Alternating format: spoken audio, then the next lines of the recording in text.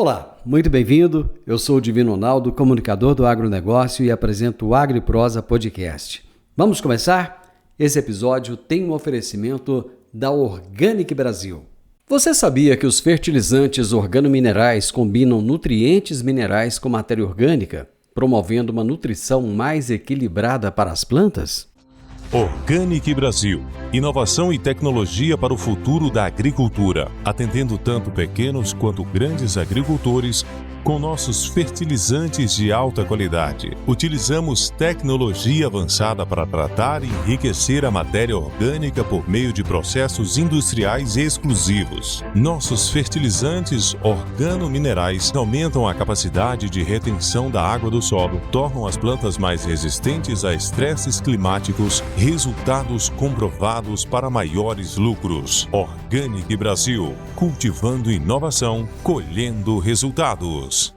Agro e Prosa, apresentação Divino Ronaldo. Nos próximos dias nós teremos no Brasil um grande evento da aviação agrícola mundial.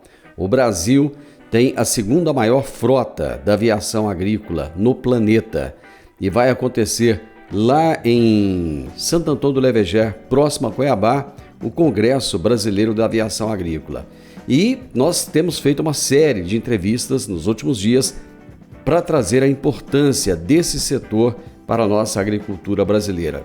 E hoje eu vou entrevistar Gabriel Colli, que é diretor executivo do SINDAG, Sindicato Nacional das Empresas de Aviação Agrícola. E o tema da nossa entrevista será Compromissos da Aviação Agrícola com a Agenda Ambiental. Fala, Gabriel, como é que você está? Prazer tê-lo aqui mais uma vez. Tudo bem, Divino? Obrigado mais uma vez pelo convite, parabéns pelo seu trabalho, sempre um prazer, né? Estar aqui no Agro e Prosa. Com certeza absoluta.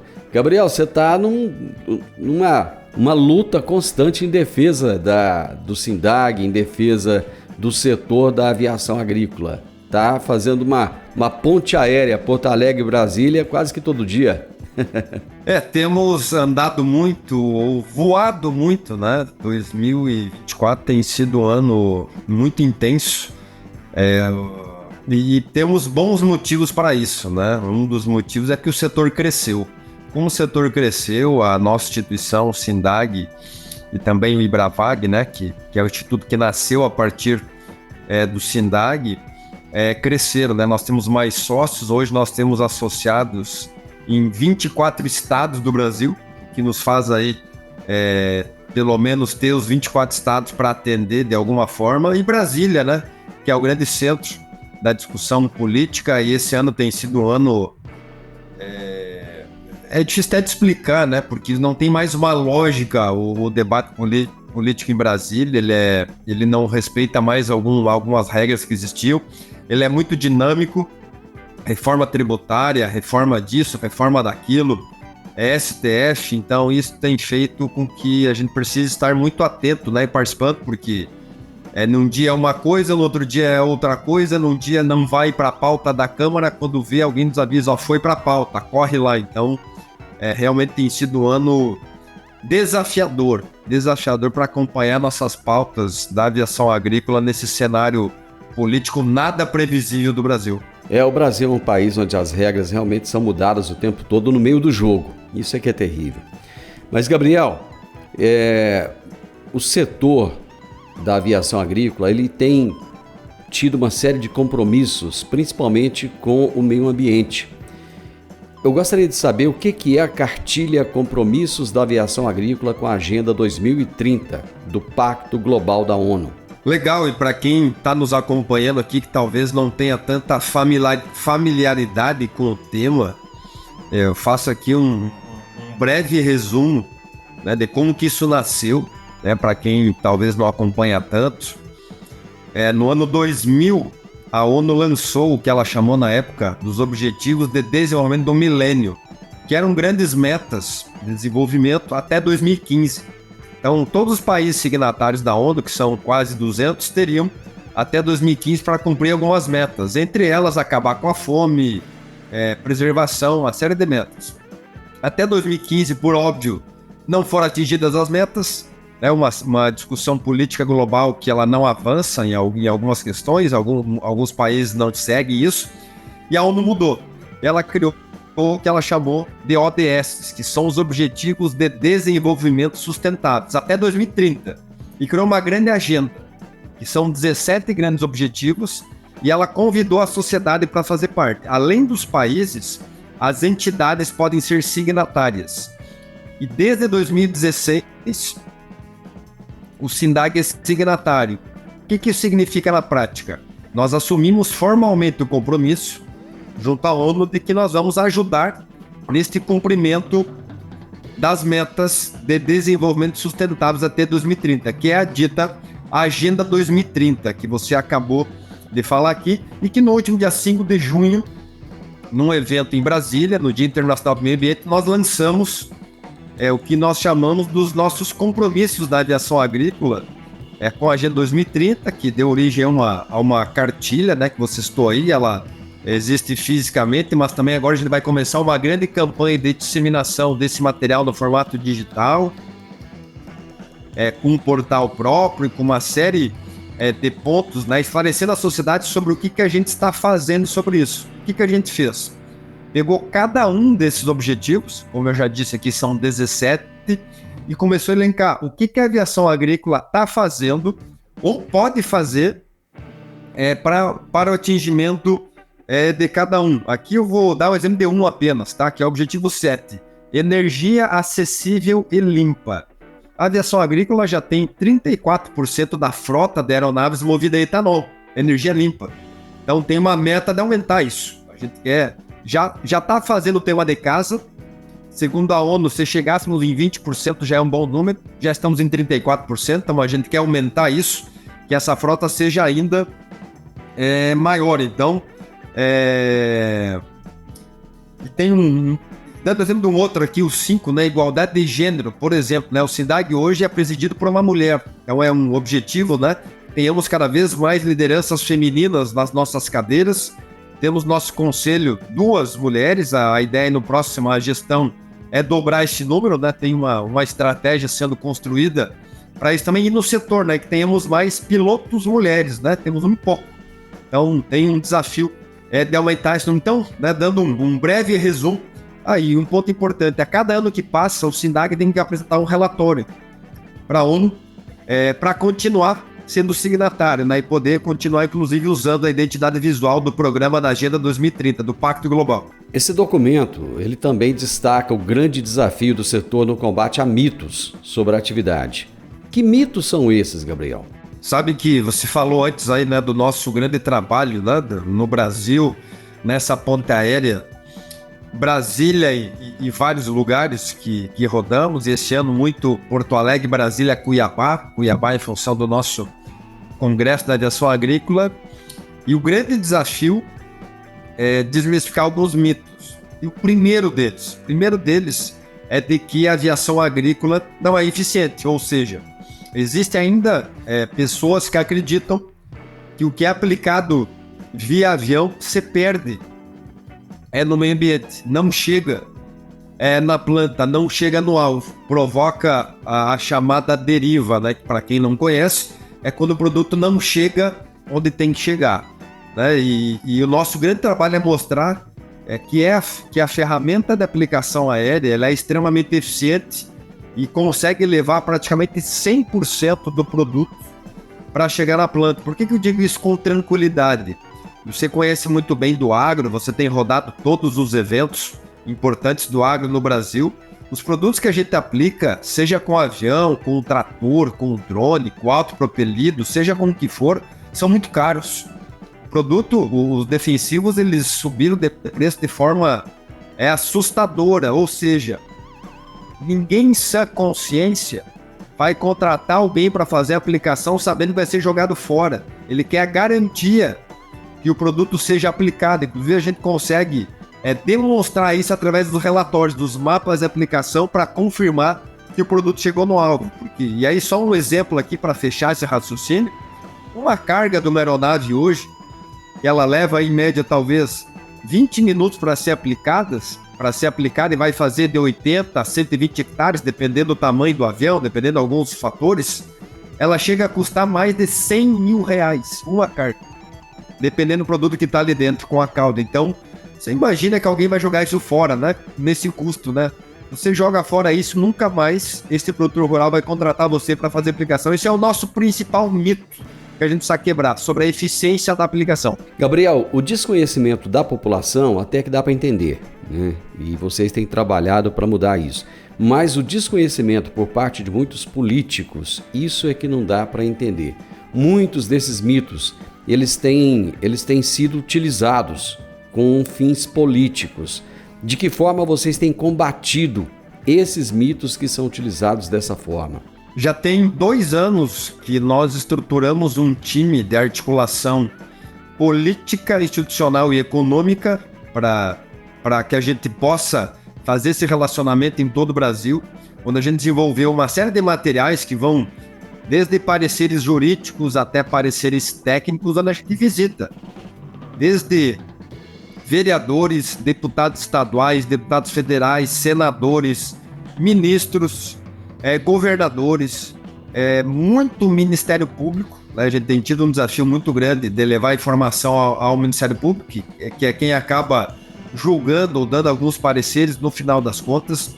Então o nosso trabalho basicamente é fazer relacionamento, fazer visitas, levar material para os parlamentares, e você falou muito bem, o desconhecimento do nosso parlamentar.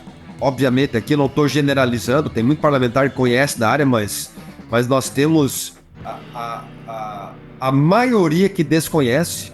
E o que nos preocupa? Aqueles que desconhecem e saem dando palpites sobre algo que eles nunca viram, né? Saem dando afirmações sobre algo que eles nunca viram. E muitas vezes meramente com fins eleitoreiros, com fins de aparecer na mídia.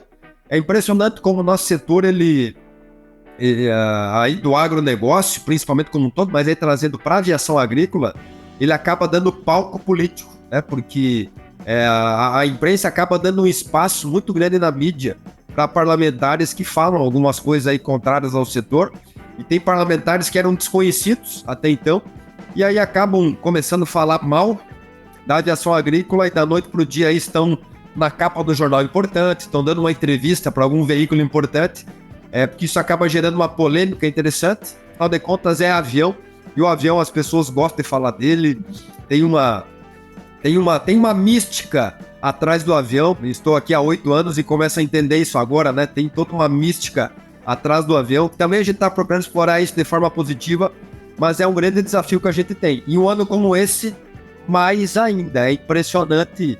Você tem lá um vereador lá do município, lá do interior, não sei de onde, que coloca na sua grade de propostas alguma coisa de aviação agrícola lá, sem conhecer absolutamente nada.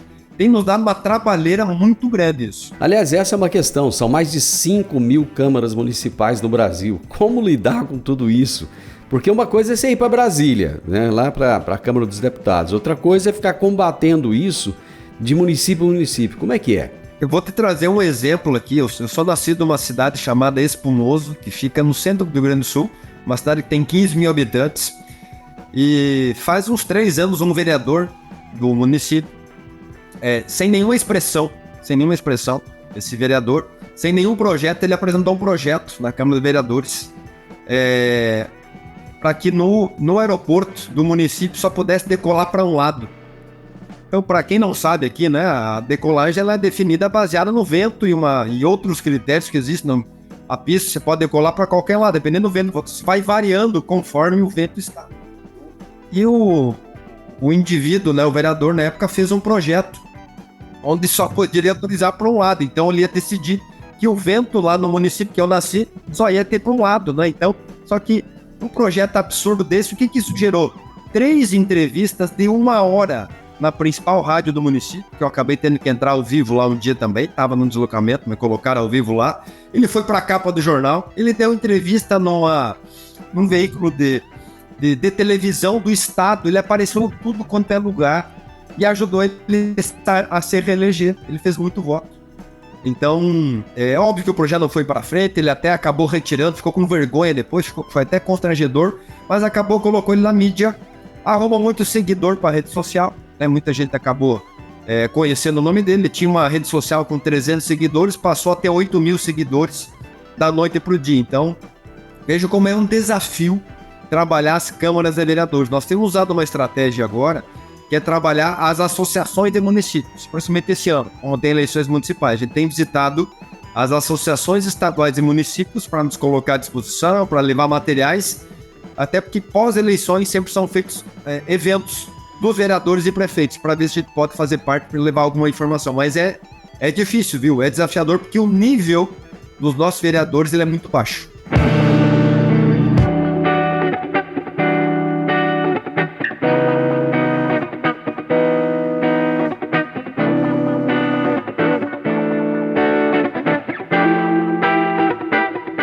Ano passado, vocês passaram a integrar o Instituto Pensar Agropecuária, o IPA. O que agregou para o SINDAG a entrada nessa entidade? Ganhamos muito do ponto de vista da articulação institucional política. Afinal de contas, o IPA hoje tem 59 entidades do agro associadas. Estas 59 entidades, elas dão base para a FPA, que é a Frente Parlamentar do Agronegócio, que são 308 parlamentares. Nós já tínhamos relação aí com uns 40 parlamentares, tínhamos uma boa relação. À medida que a gente entra para o IPA, esse número ele cresceu muito rápido, e a gente ganhou agilidade para fazer essa articulação. Hoje, quando a gente precisa de algum movimento político em Brasília, a gente acaba nos unindo com outras entidades. Então, dificilmente agora a gente entrega uma carta para algum parlamentar que não esteja assinada pelo menos por mais 15 ou 20 entidades que são ligadas ao IPA. E muitas das vezes todas assinam. Então está um peso muito grande. A gente ganhou um espaço que a gente não tinha. A gente passou realmente a perceber e confirmou uma tese de que a gente tem que trabalhar em blocos dentro do Congresso Nacional, e o bloco do agro ele é muito forte quando está unido. Quando o agronegócio brasileiro está unido no Congresso Nacional, ele ganha todas, porque é muito grande a bancada do agronegócio. E as entidades dão muito suporte, dão muito apoio. Então, a gente ganhou muito. E muitas entidades ligadas ao agro que estão no IPA também não conheciam aviação agrícola. Também a gente viu que tem um tema de casa para ser feito dentro do próprio agronegócio. A gente estava muito preocupado para fora, para fazer uma relação com a sociedade urbana, com pessoas que não conhecem, mas muita gente dentro da agricultura também um total desconhecimento. A gente estava vendo parlamentares ligados ao agro, executivos do agronegócio falando coisas da aviação agrícola sem conhecer. Então também o IPA nos abriu essa possibilidade de nos integrar e ser mais conhecido nesse ambiente, e as entidades do agro também colocar a aviação agrícola como pauta nas suas discussões. Vocês buscaram parceria também com a CNA, com a Federação Nacional da Agricultura? Sim, a CNA inclusive também, né, a CNA também faz parte do IPA, e a CNA nós temos hoje duas ações que tramitam no STF, temos total interesse, né, da aviação agrícola, e as duas são capitaneadas pela CNA, nosso pedido, já tem 5 anos da primeira ação que ela tramita no STF, porque a CNA ela congrega todos os agricultores do Brasil, todas as federações de agricultura, também nos abriu muitas portas, à medida que a CNA nos apresentou também para as federações de agricultura, porque o nosso grande desafio, ele era em Brasília, ainda nós temos muita articulação para fazer ali, mas como você já entendeu aqui, o nosso grande desafio está nos estados e agora principalmente nos municípios. Então, a CNA nos abriu as federações e agora, através das federações, a gente está conseguindo chegar nos sindicatos rurais. Gabriel, eu estive em 2 grandes eventos em São Paulo, um evento da ABAG, outro evento da Andave, e um dos temas que estava assim, o tempo todo em pauta, era a questão climática. Não se fala outra coisa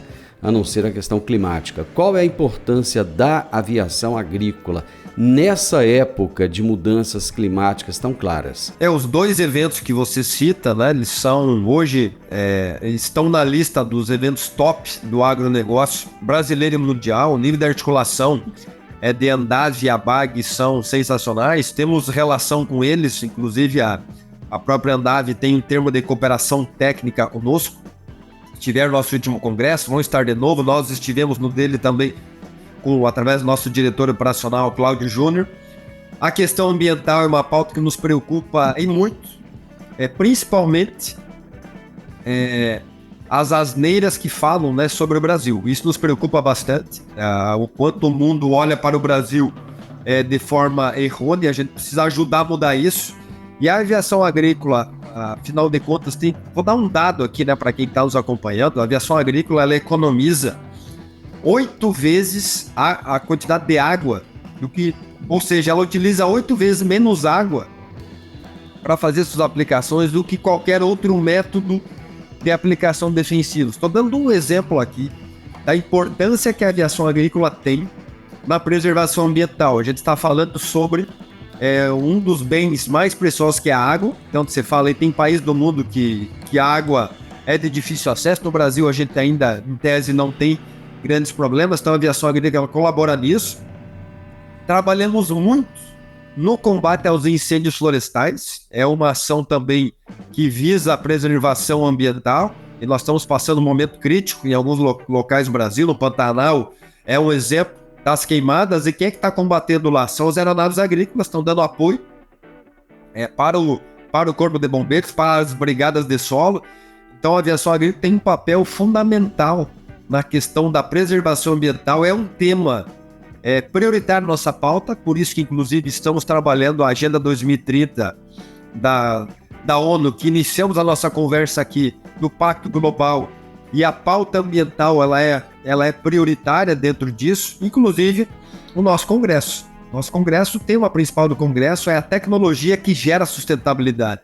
Então, há essa preocupação nossa muito grande de trazer essa consciência para todo mundo que trabalha na aviação agrícola, mas também mostrar as coisas boas que o setor vem fazendo. Falando ainda de clima, Gabriel, o Rio Grande do Sul, o seu estado, tem a segunda maior frota aérea agrícola do país.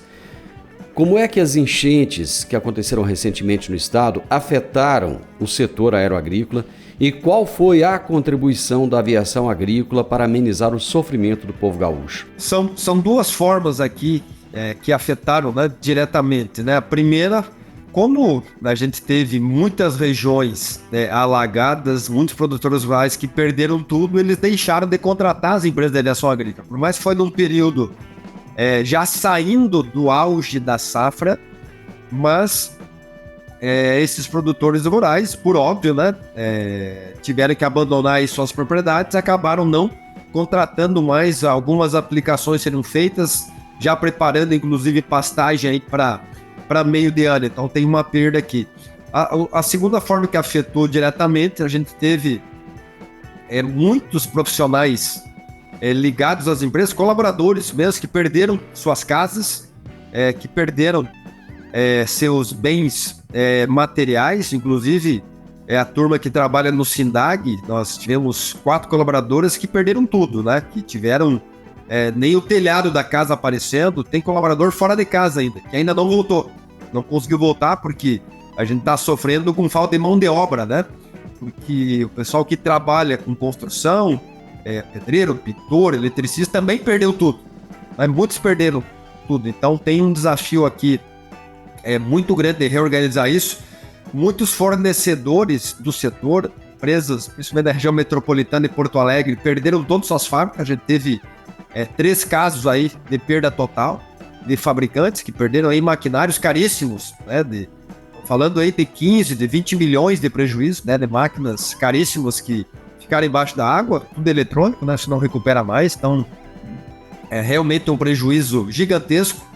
Por outro lado, a gente conseguiu auxiliar a pedido do governo do estado com as aeronaves agrícolas, levando mantimentos, alimentos e também medicamentos com as aeronaves para regiões que estavam completamente isoladas no interior do estado. A gente teve a colaboração aí foram 8 empresas que se envolveram, colocando à disposição 25 aeronaves agrícolas que trabalharam aí num período crítico.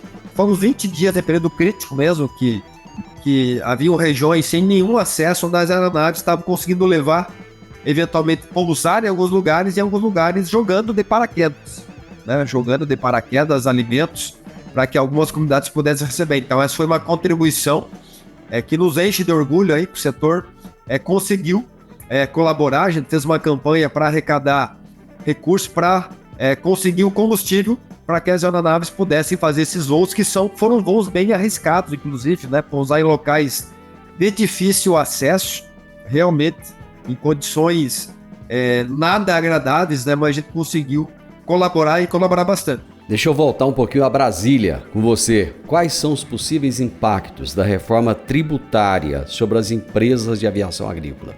Você sabe que esse é um tema que tem nos tirado do sono, é muito grande. Tem 2 linhas aqui que nos preocupam um monte. Primeiro, o aumento do imposto com relação à importação de aeronaves e peças de aeronaves. Que há um indicativo, estamos tentando mudar isso no texto lá, temos sugestões já que foram encaminhadas dessa primeira parte que está na Câmara dos Deputados, agora foi para o Senado. A gente conseguiu colocar ali dentro do texto, mas a gente não tem garantia que isso vai permanecer. Mas tem um indicativo de aumentar em 3 vezes o valor do imposto. Só para arredondar aqui, ficar fácil para entender, hoje uma média é 20%, estamos falando de chegar a 60%, dependendo o cenário. Por que nos preocupa tanto? E basicamente hoje, 2/3 do que a gente consome de aviação agrícola no Brasil, quando eu estou falando aqui em aeronaves e peças, vem de fora do Brasil. Então isso teria um impacto direto no nosso negócio. Ainda mais considerando o dólar quase a R$6.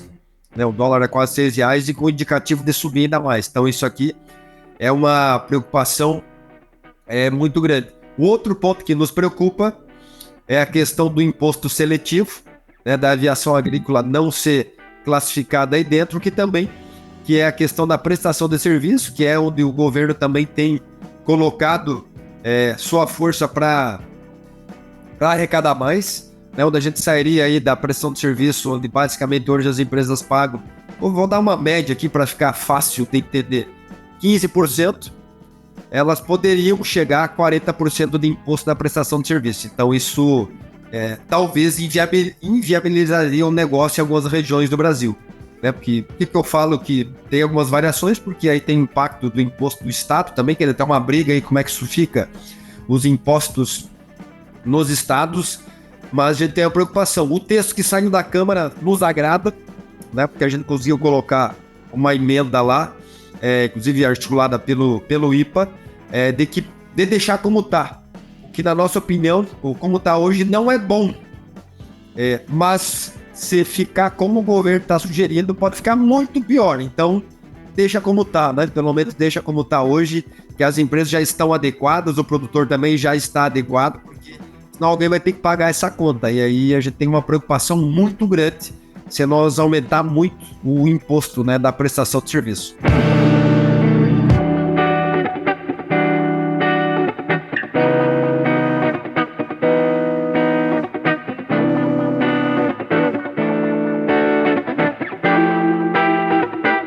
Existe algum estudo, Gabriel, que mostra o quanto a aviação agrícola representa em incremento no mercado e na economia do país a partir do ganho de produtividade das lavouras? Legal. Legal a sua pergunta. E aí nos dá o gancho aqui, inclusive, de falar do nosso congresso científico, que temos dentro do congresso. A gente tem incentivado muito os estudos científicos e esse ano nos deixa muito animados, que temos quase 30 trabalhos e já começam a aparecer trabalhos nesse sentido que você perguntou aqui agora, sobre ganho de produtividade. A gente tem alguns estudos, e inclusive um muito bom, que é do seu estado, da Universidade em Rio Verde, feito em parceria com a empresa Aerotex, onde mostrou, inclusive, vou dar um exemplo aqui da cultura da soja, né? Onde só na soja ele consegue ter um ganho de produtividade de, em média, que é uma média, tá? De 3 sacas por hectare. Né? Só para ter uma ideia, faz a conta, né? Quanto é que tá o soja aí. Nós temos também é um estudo da Abrapa, né, a Sociedade Brasileira de Produtores de Algodão, onde ela tem um parecer técnico que eles divulgaram até recentemente agora, há alguns dias, onde deixa muito claro, não é nem ganho de produtividade, se não tiver o avião, não produz algodão. Mas com o avião, né, o Brasil chega nesses patamares, chegando no exemplo do algodão aqui agora, de ser aí já o maior exportador do mundo. O Brasil vem num crescente gigante, fazendo em média aí 8 até 10 aplicações no algodão, sendo comprovadamente pela ciência a forma mais eficiente de combater o bicudo do algodoeiro. Então, falando aqui em ganho de produtividade, né? Estou dando exemplo do algodão porque não é nem questão de produzir mais, é que você não consegue produzir sem o avião. No sol a gente tem um número aqui, 3 sacas a mais por hectare que a gente consegue produzir. E a gente tem um estudo também no Rio Grande do Sul sobre produção de arroz com e sem avião, e muito nessa linha, que sem o avião basicamente você não consegue produzir, mas você chega a ter uma diferença de quase 20% de produtividade, quando você fala contar ou não com o avião nas épocas críticas da cultura. Então, sim, a aviação agrícola não é um luxo, assim como o ar-condicionado, eu tenho dado até esse exemplo, né? Ele é uma necessidade para a produção em larga escala, com qualidade e com segurança alimentar das principais culturas do Brasil. Eu quero pegar um gancho aí que você citou a Aerotex, citou Rio Verde. Eles têm feito um trabalho muito bacana no combate a incêndios. Qual tem sido o papel do setor no combate aos incêndios e ainda na recuperação de áreas degradadas? Goiás é referência nessa questão do combate a incêndio, até pela iniciativa aqui da empresa que você traz, que foi a criação da Brigada Aérea, que é uma relação com os produtores rurais, que ela tem funcionado a cada ano melhor, e a gente tem usado como caso para mostrar para outros que é possível, quando você tem produtores rurais integrados com os bombeiros, com o sindicato rural e com as empresas de aviação agrícola, no caso aqui, Rio Verde, onde existe todo um modelo de trabalho, da empresa está preparada, os bombeiros estão preparados, e é o produtor rural que aciona a empresa quando tem foco de combate a incêndio na área dele. Então, este caso tem inspirado outras regiões do Brasil a também fazer algo nesse modelo. A gente tem visto a cada temporada de combate a incêndios um aumento do número de empresas preparadas para trabalhar com isso. Lembro aí há 8 anos, quando cheguei no SIDAG, tem uma empresa que faz capacitação em São Paulo sobre combate a incêndio, e era uma briga para fechar as turmas dos pilotos. Não conseguiu fechar a turma para fazer as turmas lá. Hoje eles têm 3 turmas por ano, porque é um curso complexo, não é um curso simples para se fazer, e fila de espera. Significa que você tem cada vez mais demanda sobre esse tema. A aviação tem ocupado esse papel muito grande de se capacitar e mostrar para os governos que podem colaborar, porque infelizmente alguns governos acabam cometendo o grande erro de comprar avião e colocar o avião para dentro do estado, e aí você não tem quem opere esse avião, você não tem piloto muitas vezes, você não tem manutenção. Então a gente tem aproveitado essa relação institucional, política também, para mostrar que o setor está preparado, o governo só tem que acionar no tempo certo. Não adianta ligar agora para apagar o incêndio que está acontecendo agora, né? Você precisa fazer uma previsão disso, até porque os incêndios são possíveis acompanhar quando ele vai acontecer. Você tem tanta tecnologia hoje, então a gente tem cuidado dessa relação, até porque para mostrar um outro lado da aviação agrícola. Muitas vezes as pessoas não conhecem, mostrar o combate a incêndio. E sobre a área degradada, que você pergunta, eu vou citar aqui o caso do estado de Rondônia, que basicamente há 4 anos não tinha nenhum avião agrícola em Rondônia. Hoje nós temos 45 aviões agrícolas em Rondônia que basicamente entraram para trabalhar com adubação em área degradada. E você começar melhorar aquelas áreas, trabalhar com adubação. Aí entrou muito forte a pecuária no estado de Rondônia, e o produtor percebeu que a pecuária é um bom negócio. Se é um bom negócio, tem que ter pasto, e para ter pasto bom tem que adubar. E ele entendeu que adubar com o avião é muito eficiente, além de ser mais barato. E você consegue cobrir uma área muito grande e muito rápido. Então, a aviação tem entrado muito forte nessa área também. O exemplo aqui, porque eu gosto de dar os exemplos práticos, né? Onde no Brasil a gente está conseguindo fazer a diferença em cada um dos temas que você está trazendo aqui. Eu estou aproveitando que a gente está até alongando um pouquinho mais, mas é que é muito importante a sua participação para que a gente possa abordar todos esses temas. Você falou aí bastante de pessoal, falta de piloto, a necessidade de qualificação. O SINDAG apresentou propostas de convenções coletivas de trabalho das entidades que representam os pilotos agrícolas, mecânicos, o pessoal de solo. E uma grande novidade foi a inclusão de pilotos de drones agrícolas. Que propostas são essas? Uma das coisas que a gente trabalha muito dentro do SINDAG é incentivar as empresas e quem é contratado pelas empresas, no caso aqui esse termo que você está trazendo, que são os pilotos agrícolas, que as regras estabelecidas, ou seja, a convenção coletiva de trabalho seja cumprida. Também isso está dentro da Agenda 2030. É um dos objetivos, trabalho justo para todos. Para a gente ter trabalho justo, tem que ter regras estabelecidas. Só que não adianta ter as regras, a gente tem que cumprir as regras. Então a gente tem que incentivar que as empresas e os pilotos cumpram essas regras.